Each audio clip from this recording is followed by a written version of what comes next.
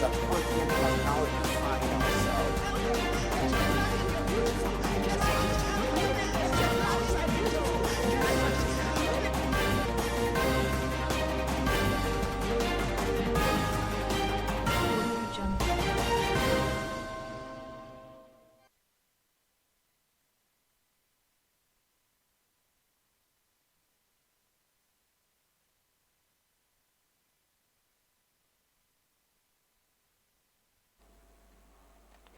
This is TOS News Track on your digital-first Pan-African network, TOS TV. I am Adesiwa Osuyi. These are the stories we are tracking at this time. We start with stories from Nigeria, where following the agreement reached by the Nigerian Governors Forum, the Miyetti Allah Cattle Breeders Association, and other stakeholders on vacation, under the vacation order issued to the herdsmen to leave the forest reserves in Ondo State, the government has said the herders have been moving out of the forest. Speaking on the development on Tuesday, the special advisor to the governor on security matters, Alhaji Dijimo Dojumo, said the herders had been moving out of the forest reserves in compliance with the order of the governor. He said, and I quote, "We have just started. I am sure they would come. The herders don't have any alternative but to register, and anyone who fails to register will not be allowed to operate in the state. The registration has to be total."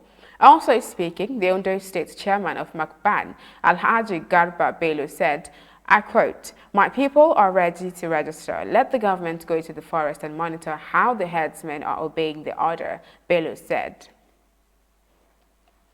The National Economic Council, NECO, has fixed a new date for the 2020 Senior Secondary School Certification Exam SSSCE for external candidates. The council said the new date followed requests by candidates to have more time to complete their registration for the examination. According to NECO, the examination, which was earlier scheduled to begin on Monday, February 1st, 2021, and end on Wednesday, March 3rd, 2021, will now start on Monday, February 8th, 2021. And end on Wednesday, March 10, 2021. The statement reads, "The Council hereby informs those candidates who missed some papers during the 2020 SSCE due to the NSAS protests in some states to take note of these new dates and report for the examination accordingly at their various examination centers to be designated." The statement advised candidates to access the revised examination timetable on the Council's website, www.neco.gov.ng. You are watching News Track on your digital-first Pan-African news network, TOS TV. Up next, stories from across Africa and the international scene. Stay tuned.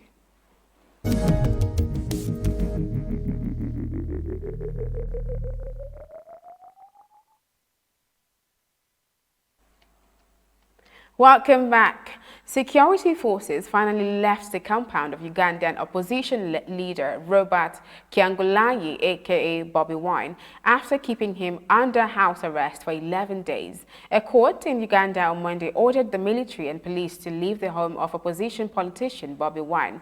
Ugandan authorities said Wine could only leave his home on the outskirts of the capital, Kampala, under military escort because they fear his presence in public could incite rioting and he could organize protests. But a Ugandan judge said in the ruling that Wine's home is not a proper detention facility and added that authorities should criminally charge him if he threatens public order. Wine was detained in his own house by Ugandan soldiers who ensured no one got in or out of the compound. His detention came just after the January 14 election, where the incumbent president won to secure the seat for a record 6th term. Previous efforts by the U.S. ambassador to Uganda, Natalie E. Brown, to visit Bobi Wine at his home were thwarted by the security element. Uganda later warned U.S. not to interfere with the election process in Uganda. The U.S. Embassy in Kampala tweeted on Monday supporting the High Court decision to order the removal of Uganda's military at Wine's residence. The head of the African Union on Tuesday urged Kenya and Somalia to exercise restraint and de-escalate tensions along their borders. "I am following the tension on the Kenya and Somalia border with concern and urge the two neighbors to exercise restraint and engage in dialogue in conformity with the IGAD-led process," Musa Faki Mahamat said in a statement.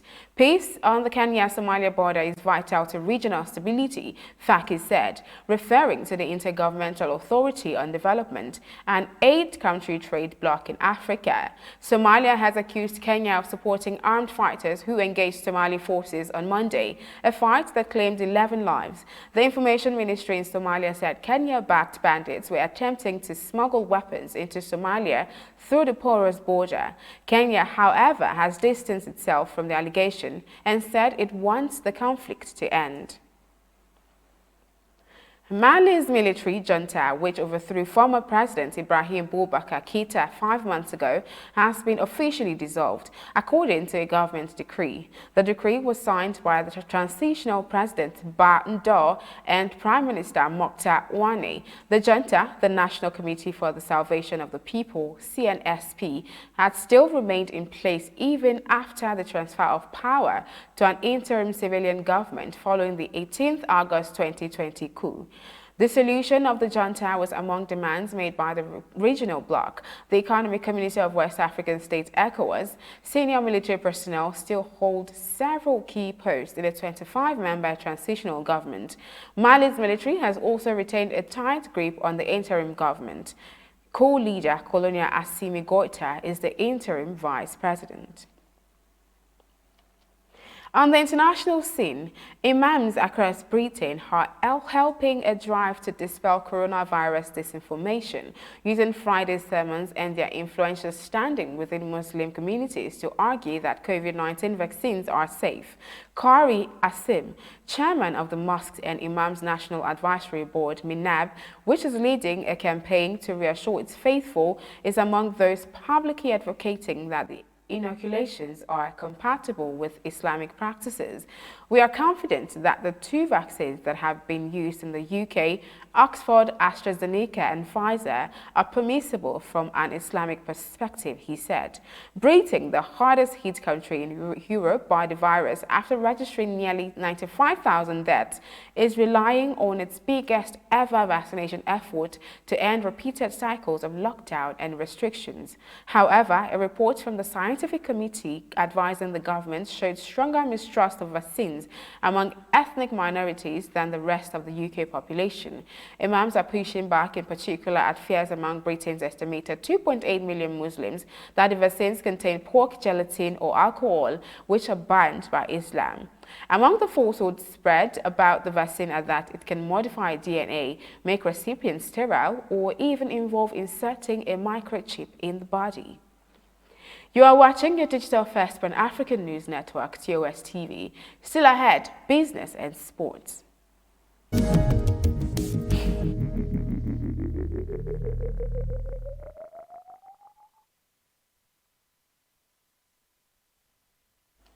In business, subscribers seeking to link their national identification numbers (NINs) with their telephone numbers got a shocker on Monday from the National Identity Management Commission (NIMC) when they were told to come back on March 22. The extension granted by the federal government for them to synchronize their lines was initially to expire on February 9. Stakeholders in the telecommunication industry have asked the federal government to further extend the timeline of blocking people's subscriber identity module SIM cards. Desperate Nigerians who besieged the offices of NIMC went back home disappointed after they were given a March 22 date for enrollment. The Lagos Chamber of Commerce and Industry (LCCI) has projected a return to positive growth path for the economy in the second quarter of 2021. Its president, Mrs. Toki Mabogunje, addressing reporters at the First Chamber's quarterly news conference, said the projection was subject to the absence of major economic shocks. She said, and I quote, "Projections by the World Bank and the International Monetary Fund put Nigeria's annual average growth for the year at 1.1% and 1.5%. Expectations of slow growth momentum reflects the lingering effects of the pandemic on the economy and prospects of stricter containment measures considering the new strain of COVID-19 pandemic." In the absence of major shocks, the Lagos Chamber expects the economy to return to a positive growth path in the second quarter of 2021, albeit the pace of recovery is expected to be subdued within the region of 1%. She said, Mrs. Mabogunje hinged the country's recovery prospects in the year on the local and global effective management of the pandemic, widespread vaccine rollout, direction of global oil market, and the quality of fiscal, monetary, trade, and regulatory policies. She said strong commitments to key reforms will not only boost output recovery, but also put the nation on a path of macroeconomic stability. And in sports, World Football governing body FIFA has given NFF President AMAJU PINNICK the green light to contest for a seat at the FIFA Council elections. This was confirmed on the NFF's verified Twitter handle on Tuesday. The elections were held in Morocco on 12 March 2021. PINNICK was given the all-clear to contest in the elections by the FIFA Review Committee. Reacting to being cleared for the elections, PINNICK, writing on his verified Twitter handle, said, "As part of my commitment to keep pushing Nigerian and African football forwards and upwards, I would like to announce that I have now been cleared by the FIFA Review Committee to seek a position on the FIFA Council at the forthcoming elections scheduled for the 43rd Ordinary General Assembly of the Confederation of African Football (CAF), coming up in Rabat, Morocco on the 12th of March later this year. With that extremely important test passed, I can continue to push for more representation of the African continent in world football." And that is TOS News Track on your digital-first Pan-African network. For more updates, visit www.tostvnetwork.com. Do follow and like TOS TV Network on Facebook, Twitter, and Instagram. And remember to subscribe to YouTube. TOS TV is also available on TS TV as TOS News on channel 138. Do stay with us and enjoy more programs on TOS TV Network. I am Adesuwa Osuyi. Bye for now.